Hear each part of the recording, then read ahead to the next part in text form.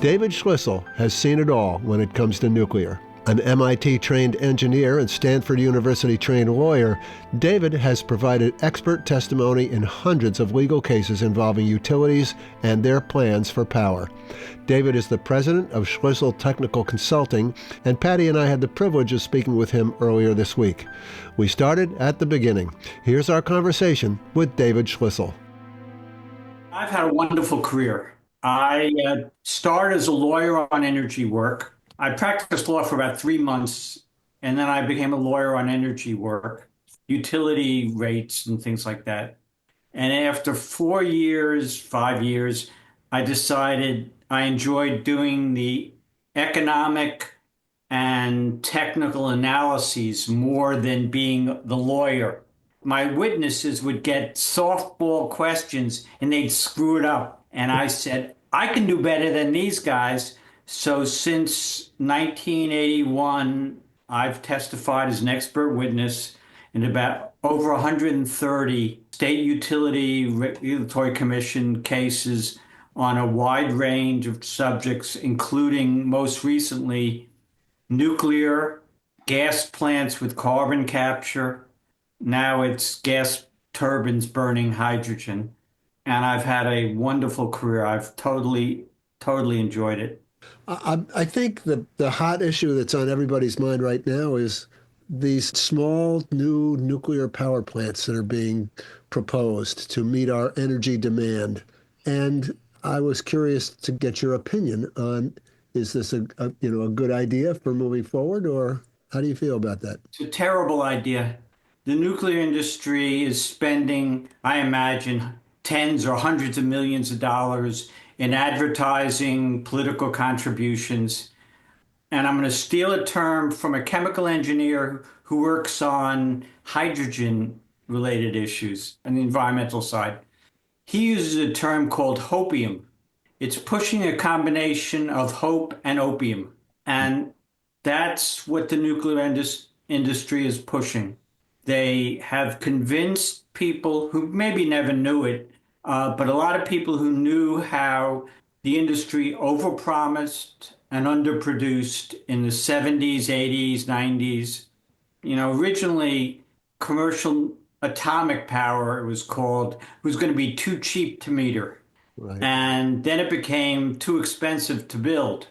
I mean, out on the island, there's Shoreham, reactor that cost $5 billion that drove Long Island Lighting Company into bankruptcy, that the state bought for $1. It's not exactly true that it never ran, because it ran in testing enough to make all the pipes radioactive. Oh, God. We're in maybe the third or fourth proposed renaissance of the nuclear industry. In the early 2000s, they were selling new designs of nuclear reactors that will be modular. You build them in a factory, and then like Lego pieces, you take them to a construction site and you put them together, and they'll be much cheaper and faster to build. And what happened? 2 of these new reactors were built in Georgia. 4 were started, 2 in South Carolina, 2 in Georgia. They were all used the same design. The 2 in South Carolina were canceled after 4 years of construction, when the estimated cost had gone from 11 to 25 billion. Jeez. The 2 proposed in Georgia were completed. The originally estimated cost was $14 billion, and the actual cost was in the range of $36 billion. They were completed 6 years over schedule, 6 years longer than had been claimed by Georgia Power Company. And now the industry's back saying all these small, they call them SMRs. It's actually small nuclear modular reactors or small modular nuclear reactors, but you don't worry about them. They don't want the nuclear. The industry is like, SMRs is great for us. Yeah. Because they're not threatening, right? Hey, if it's small, what can be a problem, right? It's bound to be cheap if it's small. And they're peddling them all around the country. The Biden administration, to their everlasting shame, peddled them all around the country as cheap, easy to build. And so what you see today and what's been going on this year is Democratic states, Oregon, New York, Colorado, Maine, where the Democrats control the legislatures, they're pushing pro-nuclear bills, giving subsidies to the nuclear industry. Yep. We know that Governor Hochul is all over this. This is something she really wants to promote. Yeah. Yes, I've spoken with legislators and I'm helping some environmental groups to try to fight that. It Right. was kind of Good. funny. Last week, I got an email from the governor of New York. Of course, it was her campaign. She's raising money. Yeah. And it was, hey, I'm the governor of New York. I've done all these wonderful things. Give me your money. My first thought was, not a chance. I mean, yeah, it's crazy. She wants to build nuclear reactors to power data centers that will probably never be built because they're peddling the same line every country, every state in the country. Right. Give us monies, give us tax breaks, give us subsidies, and we'll site our data centers here. Right. So for AI and for cryptocurrency, this is what we've been fighting here in New York State. You know, she wants to be a leader. She's a very business oriented governor. It's all about business. It's all about also bringing jobs to upstate New York. It's not going to happen. Yeah, but nuclear energy doesn't employ that many people, right, David? Well, they don't employ that many people, but for the construction unions love them. They build in, hey, we're going to build something. We're all in. They're all back to the 70s, 60s. Hey, you want to build it? We don't care what it is. We don't care what destruction it causes in the long run, but we get jobs. And it's understandable. My line about being a leader is there are a lot of things in life.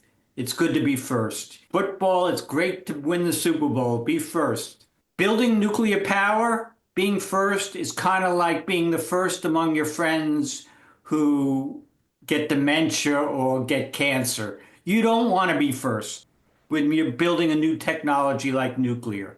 You want to sit back and you want to watch all these other fools run off and start spending money and huge amounts of money. And you want to learn from their successes. You want to learn from their mistakes. You want to see what works and what doesn't work. So running off to be first is really, really, I'll be charitable, not the intelligent thing to do. So, David, these are astronomical numbers that you were tossing out with the cost of these things. This is not cheap. And if I'm not mistaken, it's always the ratepayers who end up paying for this. Right? Oh, absolutely. Oh, well, actually, yes and no. It's the ratepayers, but wearing a different set of clothes. We're all ratepayers, but we're also all taxpayers. Yeah. And what the industry has done, not only in the States, but in our glorious Congress and the Biden administration, giant subsidies for nuclear power. So the industry will claim, well, we're going to build a nuclear power plant cheaper because we have these federal subsidies. No, it's going to cost just as much, only the three of us and a lot of other people are going to pay a portion of the cost through tax subsidies. And then we'll pay for it as ratepayers also. So let's just talk about what everybody has on their mind when they are fighting these nuclear power plants. And it's always like the first thing that they talk about, and that is, what do you do with the nuclear waste? Where does it go? How do leaks impact the environment? You know, they put these plants on water bodies, right? On rivers or wherever, so they can use it for cooling. But let's just talk about that, because don't we have a huge problem with the amount of waste that's generated from these nuclear power plants, even the small ones? Yes and no. Okay. Yes, there is a huge problem, but we're not worried about that. I mean, we generically, Right. I'm not talking about the three of us, we generically, we're leaving it for not only our children, our grandchildren, their children. I can't even count the number of children, generations because it's going to be around for thousands of years. So we're leaving a mess for the future. Uh, I think that that is one of the reasons future generations will look upon this time and accuse us of crimes against, I don't know, not humanity. It's bigger than that. It's the planet. It's everybody alive by doing these things that have long-term impacts that aren't taken into consideration. There's no place they can put the waste. You go by Indian Point, and there are concrete casks on site with the waste. There's no place to put it because wisely, nobody wants all of it. No, and they're talking about putting those concrete casks on barges and Yeah. floating them down the Hudson River. Where? I don't know what they're going to do with them. Where that nobody wants it. I would imagine the current administration will try to force somebody, but they probably don't even care. Hey, somebody else's problem. Don't worry about it. They can have it for 1,000 years. This is where we are. Just It's been doesn't going matter. on with nuclear waste for a long time. So yeah, 75 years since the first commercial Right. power plant came on, and in 75 years, we've not figured out any solution to the waste problem. To my mind, there are three overarching issues why I do what I do on nuclear. Waste is a concern. Leaving it for the future is immoral. Cost, the costs are obscene. You can't trust the nuclear industry and their supporters. And the third is terrorism. Mr. Putin sent a drone against Chernobyl in what should have been absolutely a wake-up call. And it basically went in and out of the news in, like 5 minutes. Yeah. Chernobyl is still a problem. You've got wildfires around Chernobyl now, and those fires are burning nuclear, or radioactive materials that are still in the area. And they go up into the air and start the whole process all over again of, moving those radioactive materials across the planet. I was invited to go on a trip to Russia right before Clinton went to sign an agreement with whatever government was running Russia at the time. Environmentalists from the US went to meet with Russian environmentalists. And I went to a bookstore in Harvard Square. It was a travel bookstore. I got a couple of books on Russia. And driving home, my older daughter, who was 13 or 14, was reading through it. And she goes, "What does this mean?" The travel bookstore said, going to Russia, including Moscow, you have to be worried about radioactivity. That moment, I decided, well, it would have been nice to go on the trip, but I don't need to go that badly. But when I started doing the expert testimony on engineering issues related to nuclear and costs, my wife, who was hoping to get pregnant for our second child, said to me, "You're not going to visit any nuclear power plants till I have a baby." Smart woman. Yeah, absolutely. Yeah. And then I'd be the expert witness, and the utility would beat me up because I'd never built a nuclear power plant. Have you even visited one? They'd ask me. And now I've been to 10 or 11 or 12, and I trust the engineers. Yeah. I don't agree with them. I don't agree with their numbers, but the engineers, I trust. I think they're wrong, but I trust them. The financial people, I got no trust. The financial people, like the nuclear power plant I mentioned in Georgia, Vogtle, the cost went from 14 billion to 36 billion. And the main utility that planned it is called Southern Company, their subsidiary Georgia Power Company. They made a profit out of screwing up because the amount that they got to put into rate base, which determines their rates, went up because the cost went up. Of course. Yeah. Obviously, there's a lot of pressure to come up with some sort of, how do we meet the energy demand that we have, I guess is my question. If we're going to say no to nuclear, do we have a reasonable, economical, feasible alternative? Yes, we have a package of alternatives.